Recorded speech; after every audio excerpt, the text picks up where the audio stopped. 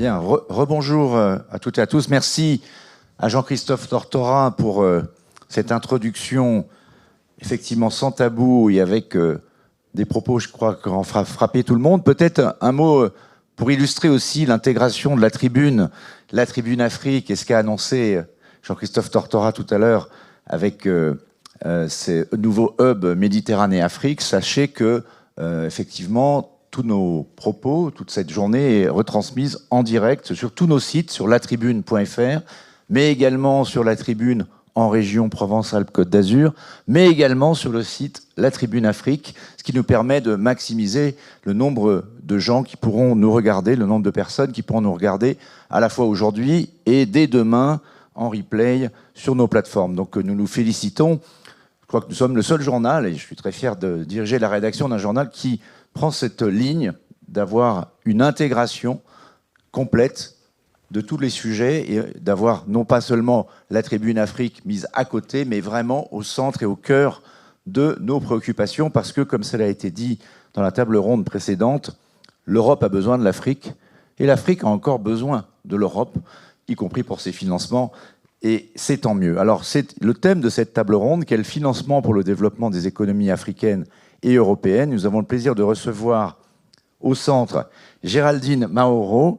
Bonjour Gérardine, pardon. Vous êtes fondatrice d'Acte 05 et manager de Gonat à la Banque africaine de développement. Je vais vous passer la parole dans quelques instants. Également avec nous Étienne Giros, qui est le président du CIAN, le Conseil français des investisseurs en Afrique. Donc on va parler évidemment très concrètement avec vous de comment ça se passe. Alexandre Kateb, bonjour Alexandre, vous êtes fondateur de Multipolarity Report, vous travaillez évidemment sur tous ces sujets et on parlera avec vous un peu macro, mais également très micro et très financement privé, évidemment.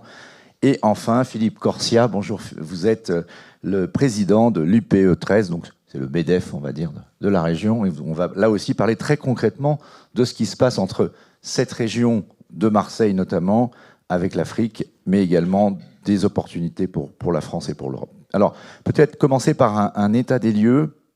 Il ne faut pas se cacher les choses. La situation n'est pas forcément facile sur le plan économique. Il y a des difficultés de financement avec une inflation qui revient, avec hausse des taux d'intérêt, avec cette guerre en Ukraine qui divise le monde probablement en deux, qui change le monde probablement pour longtemps.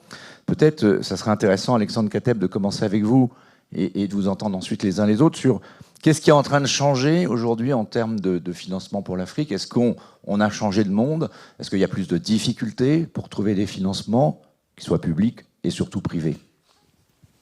Merci beaucoup, cher Philippe. Et merci à Jean-Christophe et à toute l'équipe de la Tribune de m'avoir invité à ce forum. C'est un sujet qui est évidemment éminemment complexe, parce que l'Afrique, comme ça a été dit, c'est 54 pays, donc il y a des problématiques qui peuvent être différentes d'un pays à l'autre. Néanmoins, effectivement, on peut dresser un constat global. C'est en partie celui qui a été dressé d'ailleurs par le FMI lors des assemblées annuelles de printemps, en avril. Et le rapport sur l'Afrique en particulier avait pour titre une grande pénurie de financement. Et donc on est vraiment dans le cœur du sujet, puisque avec la hausse des taux d'intérêt des grandes banques centrales occidentales, notamment de la Réserve fédérale américaine et de la Banque centrale européenne, évidemment ça a impacté le coût de financement et de refinancement des États africains et des grandes entreprises africaines qui émettent de la dette sur les grands marchés internationaux, avec un spread, c'est-à-dire une prime de risque qui atteint les 1000 points de base. C'est un record historique, si vous voulez. Et depuis septembre 2021, à peu près, il n'y a quasiment pas eu d'émissions obligataires africaines significatives à l'international. Donc le marché est quasiment fermé pour l'Afrique dans cette période de hausse des taux d'intérêt mondiaux. Et ça intervient. Du coup, comment on fait? Qu'est-ce qu'on peut faire pour trouver des financements? Justement, alors il y a des financements alternatifs. Les financements alternatifs sur lesquels les États africains peuvent compter, c'est d'une part les financements intérieurs pour les États qui ont encore la capacité de lever de la dette sur leur propre marché intérieur. Il y en a un certain nombre, mais la fenêtre de tir se réduit aussi. Et également de mettre en place des réformes structurelles pour augmenter notamment la pression fiscale, tout en épargnant la croissance et en préservant les entreprises et leur capacité à croître. Donc c'est une équation qui est très difficile, mais qui n'est pas insoluble. Il y a d'autres financements qu'on peut évoquer, et ça concerne plutôt les entreprises. Il s'agit des financements privés, donc essentiellement le capital investissement, le capital risque. Et là-dessus, je dois dire que le paradoxe, c'est que l'Afrique a, en 2022, eu la plus forte augmentation de financement issu de ce segment, c'est-à-dire du capital investissement, et a été la seule région du monde à avoir une croissance de ce type de financement. Ça reste évidemment très modeste parce qu'on parle d'une dizaine de milliards de dollars comparé avec 350 milliards de dollars uniquement pour les États-Unis. Donc on voit que quelque part les échelles ne sont pas commensurables, mais c'est un signe encourageant, et notamment dans le segment le plus risqué, qui est celui du capital risque et qui concerne les startups qui ont pu lever des capitaux à l'international. Ça veut dire qu'il y a une histoire africaine qui est convaincante et sur le long terme qui génère des rendements intéressants, y compris pour les fonds internationaux. On parlera des startups, comme l'a dit Jean-Christophe Tortora, cet après-midi. Peut-être Étienne Giraud, pour compléter ce cadre macro, et on va parler ensuite très concrètement avec nos deux autres intervenants de qu'est-ce qu'on peut faire. Est-ce qu'aujourd'hui, pour les investisseurs français, c'est un sujet, le financement des projets en Afrique? Il y a énormément de projets à développer. On a parlé de transition écologique, on parle du numérique, les opportunités du marché africain. On ne va pas les développer, on les connaît, ne serait-ce que par la démographie, effectivement, à l'horizon 2050, un marché naturel pour la France et pour l'Europe, mais est-ce que les projets arrivent à maturité, à se développer? D'abord, je suis très heureux qu'on parle d'Afrique à Marseille. Plus on parle d'Afrique et plus on est ensemble, plus on va créer et lancer un mouvement. Alors, votre question, je vais y répondre non pas sur l'angle microéconomique, mais l'angle privé, pas financement public, qui ont été évoqués tout à l'heure. Vous avez fait déjà une transition là-dessus, mais j'ai presque envie de commencer par une devinette que je vais vous poser. Pourquoi, alors qu'il y a de l'argent, les entreprises ont-elles du mal à se financer en Afrique? Essayez de répondre à cette devinette. La première partie de cette devinette, c'est que oui, il y a de l'argent, il y a des liquidités en Afrique. Les banques sont, en général, on ne peut pas généraliser à 100%, mais en général, assez largement, cash riches, elles ont de l'argent, elles ont de la trésorerie disponible, elles ont des fonds. Les fonds d'investissement ont des dizaines et des dizaines de milliards à investir dans certains secteurs, je reviendrai tout à l'heure peut-être sur les solutions. Les bailleurs de fonds affectent des dizaines de milliards à des financements de projets et donc, in fine, aux entreprises. Et enfin, il ne faut pas les oublier, les caisses de retraite et l'épargne en Afrique disposent de beaucoup de fonds, qui d'ailleurs en général sont pour la plupart pas toujours placés en Afrique. Donc il y a de l'argent. La première partie de l'équation de la devinette, elle est là. Et pourtant, les entreprises ont du mal à se financer et c'est un gros frein pour l'investissement tout court, ou le développement des affaires, ou le lancement de nouveaux projets. Alors pour ça, il y a plusieurs raisons. Je vais être très bref, rassurez-vous. Le premier, ça a été évoqué tout à l'heure, c'est que l'argent est cher. Il est trop cher à cause de la prime du risque ou du spread.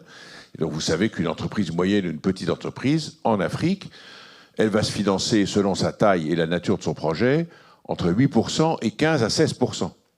Alors maintenant, je vous demande simplement, trouvez-moi des projets industriels ou commerciaux qui ont une rentabilité qui va supporter ce coût financier. Il faut payer les frais généraux, les impôts, etc. Et donc, il faut avoir des projets avec une rentabilité intrinsèque de 20 à 25%. Donc déjà, on place la barre tellement haut qu'on ne va pas y arriver. Deuxièmement, deuxième difficulté, en général, pour obtenir des financements en Afrique, on va vous demander, plus qu'ailleurs, des garanties. Et ça, c'est un gros frein aussi. L'entrepreneur n'a pas toujours les garanties à délivrer. Il peut donner les actifs, il peut nantir, par exemple, son fonds de commerce, les recettes qu'il va recevoir de ses clients, il peut dire à son emprunteur, vous avez une mainmise dessus. Ça s'appelle le nantissement. Eh bien, assez souvent, à cause du risque, souvent indûment, qu'on fait peser sur l'Afrique, ces garanties ne sont pas acceptées. Et on demande donc des dépôts, ou on demande des garanties trop élevées, ou alors on fait payer un coût très élevé. Troisième difficulté, c'est les transferts. On en parle à la fois très souvent dans la vie de tous les jours, mais pas assez souvent, à mon sens, dans les difficultés de financement. Il faut que vous puissiez faire bouger votre argent. Il faut que vous puissiez payer vos fournisseurs. Il faut que vous puissiez payer éventuellement un partenaire étranger. Et il faut que vous puissiez encaisser vos recettes. Et donc, la difficulté des mouvements de devises en Afrique est un gros frein aussi, même si ça ne touche pas particulièrement le financement aux investissements. Ensuite, les financements publics ne sont pas toujours bien affectés. Et enfin, le dernier point, j'arrête après, c'est qu'il y a une petite difficulté un peu technique, qui est que, en gros, je vais faire très simple, les projets entre 1 million d'euros et 20 millions d'euros ne trouvent pas de financement. Si vous avez besoin de 200 millions d'euros, vous allez quand même les trouver à la fin de la journée. Si vous avez besoin de 30 millions d'euros, là, vous allez avoir du monde pour vous financer. Mais si vous arrivez avec un projet, qui sont la majorité, entre 5, 6, 8, 10%, il n'y a pas. Parce que les grands fonds disent, ou les bailleurs disent, moi, ça coûte cher d'ouvrir un dossier, donc je préfère ouvrir un dossier à 20 millions qu'à 1 million. Et puis souvent, il y a un petit peu plus de risques. Alors voilà un peu le diagnostic. Merci de ce premier tableau. On va revenir sur les réponses. On va maintenant écouter le point de vue et le témoignage de Gérardine Mauro. Alors vous avez fondé une société qui s'appelle Acte 05, qui travaille justement dans le conseil à l'investissement. Est-ce que vous pouvez nous en parler un petit peu? Et au travers de ce qui a été dit, peut-être rentrer plus dans le vif du sujet par quelques exemples. Je précise que vous êtes rwandaise et que vous développez un certain nombre de projets, notamment entre l'Europe et le Rwanda. Oui, merci. Je suis contente que M. Giraud ait parlé du risque, parce que c'est précisément le point sur lequel je voulais commencer, moi. Parce que la perception du risque, c'est quand même quelque chose dont pâtit énormément l'Afrique. Si je pose une question pour suivre un peu le mouvement qu'il a lancé, en disant, d'après vous, si on devait classer les continents par risque en termes d'investissement sur les projets infrastructures, quels seraient les 3 premiers continents les plus risqués, d'après vous? Dans la salle, vous allez chercher, mais je peux vous dire que là, l'année dernière, pendant l'African Investment Forum de la Banque africaine de développement, on dévoilait l'étude de Moody's qui classait le taux de défaut, les différents taux de défaut de études de 2021 en matière de projets infrastructures. Et ben, l'Afrique, c'est le continent le moins risqué pour l'investissement dans l'infrastructure. Donc on arrive sur, je vous ai noté quelques chiffres, on arrive sur l'Amérique latine du 12%, l'Asie c'est du 8,8%, on est même devant l'Europe, hein. L'Europe de l'Est c'est 5,9, alors que l'Afrique c'est 5,6 sur le... Mais quand je pose la question, jamais on se dit que c'est l'Afrique. Donc jamais on se dit de cette image. Absolument. Donc la personne qui ne va pas se dire, qui va placer peut-être l'Afrique en numéro 1 des continents les plus risqués, forcément cette personne ne va pas vouloir y aller. Quand elle va y aller, se basant uniquement sur cette perception, sur cette idée reçue de l'Afrique, va y aller avec des conditions beaucoup plus difficiles qu'ailleurs. Avec des primes de risque avec plus des élevées. primes de risque beaucoup plus élevées, même sur des projets à des centaines de milliers de dollars ou d'euros. Donc, on peut vulgariser en se disant, mais combien nous coûte la mauvaise image du continent? Parce qu'en réalité, l'Afrique est bankable, quoi. L'Afrique est bankable, c'est pas un secret, mais on se retrouve sur un flou artistique un petit peu quand il s'agit maintenant de dire qui, quoi, comment est-ce qu'on y va. Tout le monde sait qu'il y a des affaires, on sait qu'il y a des risques, mais les risques ne sont pas beaucoup plus élevés qu'ailleurs. Les risques ne sont pas plus élevés qu'ailleurs. Et c'est là où moi, pour aller un peu dans la thématique de notre panel, je dirais plutôt que quel financement, je dirais plutôt comment financer, et je dirais plutôt comment financer et comment accélérer la croissance économique. Et là, j'ai 3 points sur lesquels nous travaillons. Les 3 points, c'est déjà sur son narratif économique, qui au final englobe un petit peu, c'est un frein, c'est un boulet en réalité, que ce soit pour les États, que ce soit pour les PME, que ce soit pour une personne lambda qui va, voilà, on doit toujours prouver plus, garantir plus, mal noter et tout ça. Et bien ça a un coût immédiat et ça a un impact négatif direct sur les investissements et donc sur le développement et donc sur la jeunesse. Et voilà, ça devient un cercle vicieux dans lequel nous, en fait, devrions à un moment donné mettre un frein et changer de direction. Nous, j'entends nous, Africains. On va parler des solutions. Et voilà. Et donc, les trois points qui, moi, me viennent en réponse à ce comment accélérer les investissements, c'est donc le narratif économique, mais aussi financer les stratégies.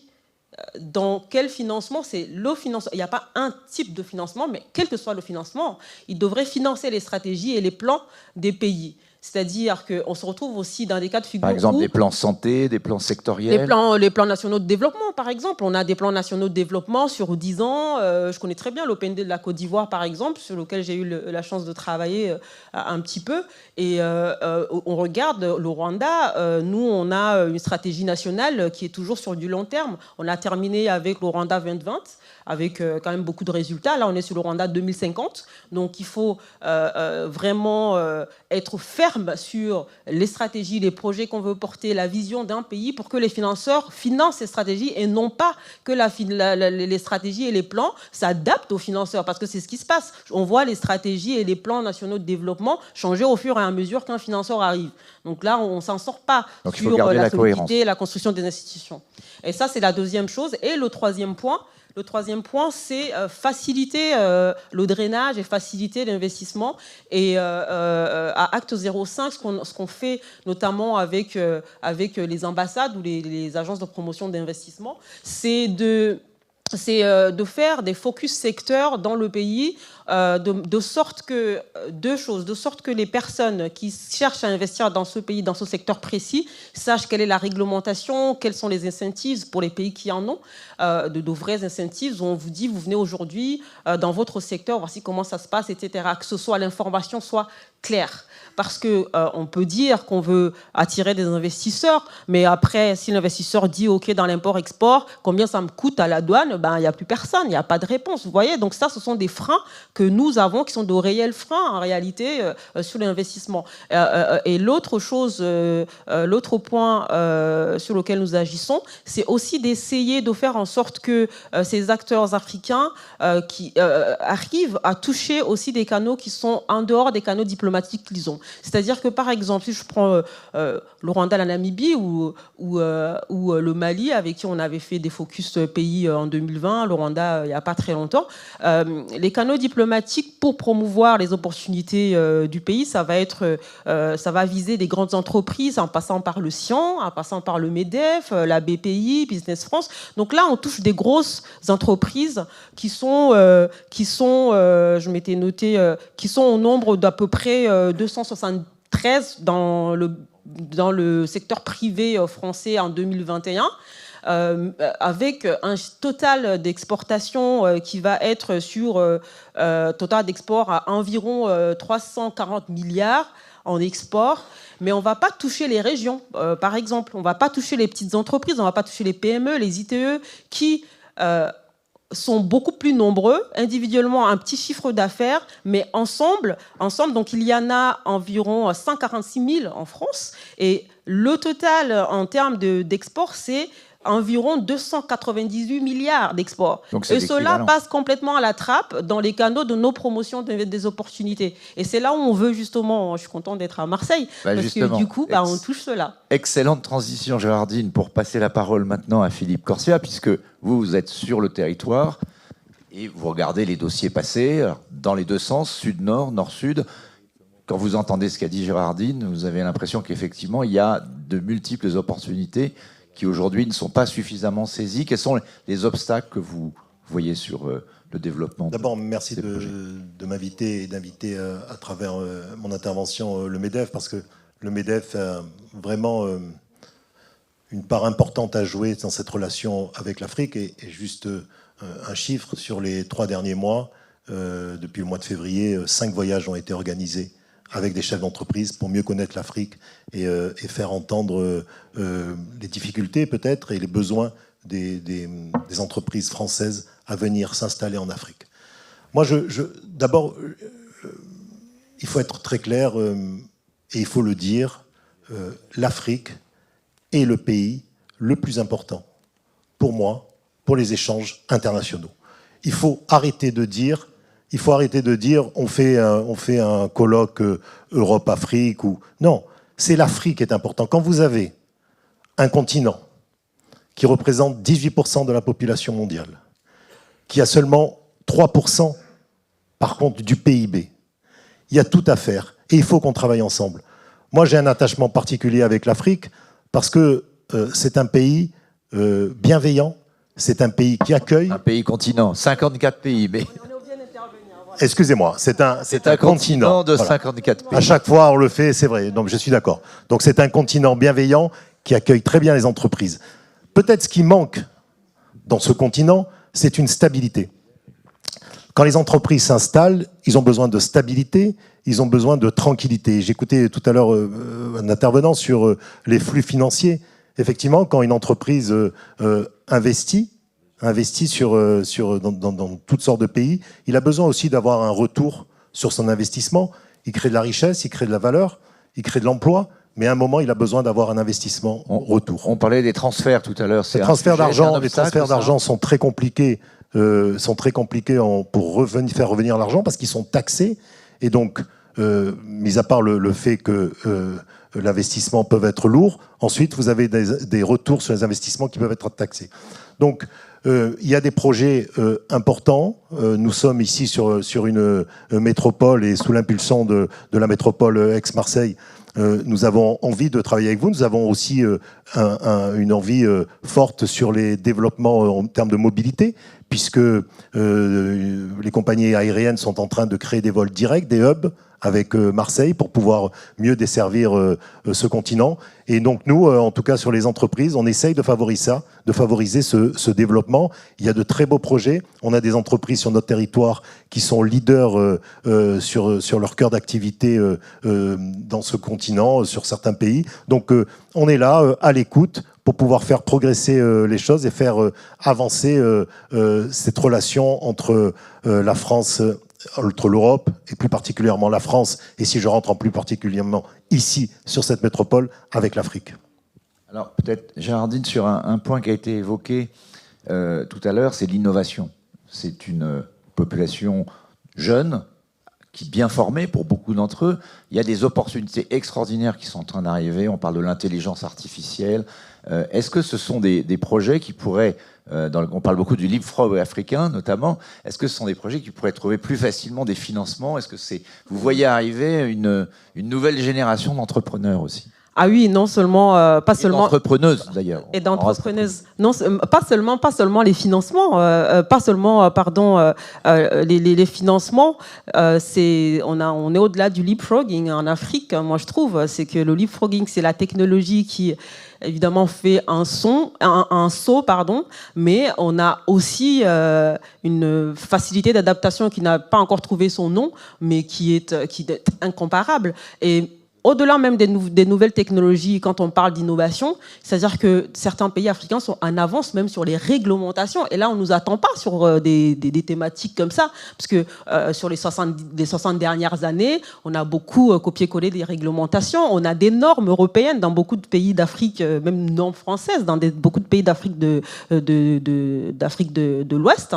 Mais là, on est à Marseille, donc je pense à un exemple d'un entrepreneur qui est donc une PME, qui est dans l'innovation, dans les drones, à Toulouse, donc ils sont à Toulouse, qui sont maintenant installés au Rwanda. Et pourquoi est-ce qu'ils sont allés au Rwanda? Parce que le Rwanda c'est de l'innovation en matière de la réglementation sur tout ce qui est couloir aérien, tout ce qui est autour du drone et tout ça. Et pourquoi est-ce qu'ils sont allés au Rwanda? C'était pas pour se faire financer ou financer là-bas, mais c'était aussi pour trouver des partenariats et pouvoir tester leurs drones. Parce qu'ils pouvaient pas le faire en France. Parce qu'en France, il n'y a pas encore cette réglementation-là. Donc aujourd'hui, si on a un business de ce type-là, le Rwanda est beaucoup plus attractif que l'Europe, par exemple. Et ça, eh bien, les PME, cet entrepreneur-là a dû croiser une personne qui lui a expliqué ça. Mais ça, c'est des choses qu'on ne sait pas. Et c'est pour ça que c'est important. Son narratif économique important et la facilité dont je parlais là, la facilité d'apporter, nous, de faire l'effort d'aller dire ce qu'on propose plutôt que de parler de tous ces mots-là, même le New Deal, même les win-win. I mean, on n'est pas encore sur le win-win, mais show off, je sais pas, c'est beaucoup plus de dire voici ce qu'on fait, voici ce qu'on fait, et puis ceux qui sont intéressés viennent de toute manière. Alors, est-ce que peut-être, Étienne Giraud, c'est pas ça, dans ce que vient de dire Gérardine, qu'on peut trouver des solutions, finalement, à ces questions de financement, des projets concrets?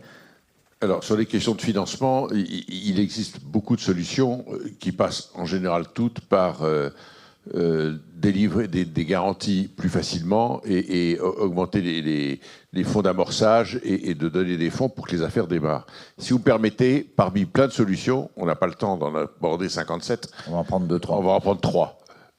Totalement discrétionnaire, mon choix. La première, il n'y a pas de classement. La première, c'est qu'il me semble qu'il manque fondamentalement de marchés financiers en Afrique. Il faut créer des bourses. Il manque des marchés financiers. La bourse, ça sert à donner la liquidité.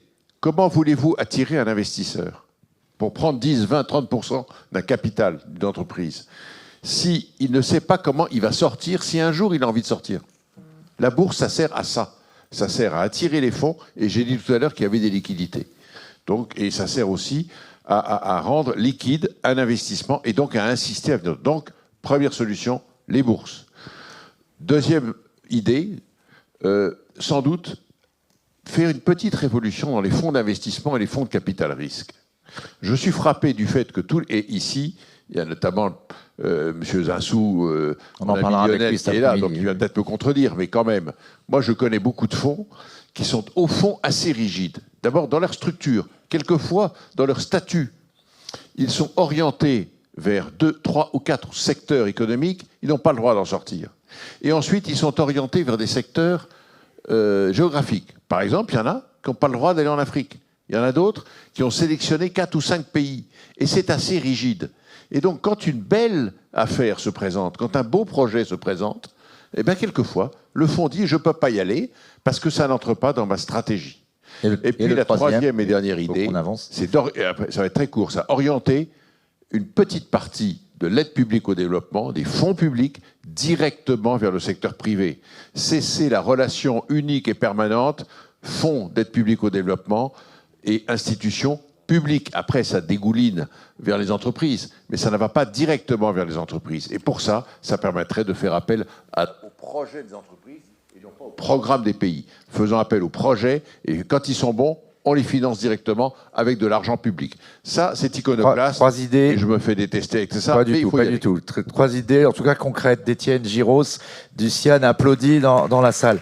Philippe Corsia, on en termine. Malheureusement, c'est très court, mais vous vouliez réagir. Et puis un mot d'Alexandre Kateb sur la création de marchés en Afrique. Non, tout à l'heure, j'écoutais la conférence précédente où on disait les politiques, les entreprises. Effectivement, ça peut partir des entreprises, des entrepreneurs. Ça doit partir du monde économique. Mais n'oubliez jamais, que ce soit en Afrique ou en France, que la force de proposition, ce sont les entreprises. Mais la force de décision, ce sont les politiques. Donc il faut absolument trouver une synergie, un cercle vertueux pour que ces deux fonctionnent ensemble, pour pouvoir créer dans les différents continents de la valeur et de la richesse, spécialement en Afrique. Et le dernier point, et j'entendais pour le financement, que les financements peuvent atteindre maintenant des taux de 8, 9, 10 ou 15% sur ce continent. Raison gardée, hein, on est presque à 6% en France. Hein.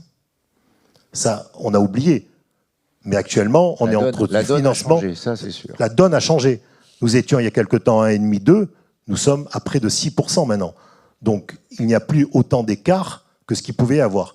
Donc il faut peut-être aussi trouver une meilleure stabilité et une synergie entre tout le monde économique européen et particulièrement ici sur ce territoire avec ce merveilleux continent qu'est l'Afrique. On va conclure sur cette ouverture. Alexandre Kateb, vous connaissez bien ce sujet des marchés. Est-ce qu'il n'y a pas, c'est vrai, de marché liquide profond en Afrique, en tout cas assez peu. Est-ce que ça pourrait être une réponse et à quelles conditions est-ce qu'on pourrait avoir un ou des marchés africains ou panafricains? Oui, alors il y a des marchés en fait, mais effectivement, ces marchés ne sont pas liquides, ne sont pas assez profonds.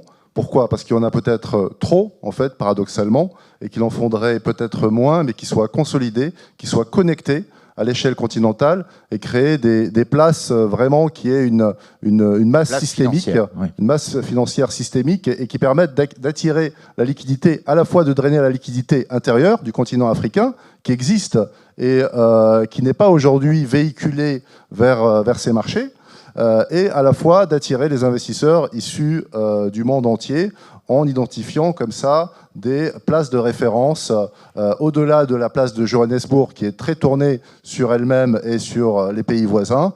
Il n'y a pas véritablement d'autres places en Afrique qui aient une masse et une importance systémique. Quel pays pourrait, selon vous, pourrait jouer un rôle leader? Je pense qu'au-delà d'un seul pays, il faudrait connecter plusieurs bourses et créer une sorte de pool régional ou transrégional, par exemple entre le Maroc, la bourse de Casablanca et les bourses d'Afrique de l'Ouest, la BRVM notamment, et pourquoi pas l'Égypte également, qui est une place boursière relativement importante, mais qui n'a pas cette masse systémique non plus pour exister à elle toute seule. Donc voilà une proposition faite au Forum Maroc Afrique dans l'intégration, et peut-être que l'Europe pourrait travailler avec l'Afrique dans ce sens-là, créer un vrai marché financier. Ça a l'air de faire consensus. J'espère en tout cas que ce débat vous intéresse. On est arrivé malheureusement au bout, on doit céder la parole au suivant, mais merci à tous les quatre d'être venus à Marseille.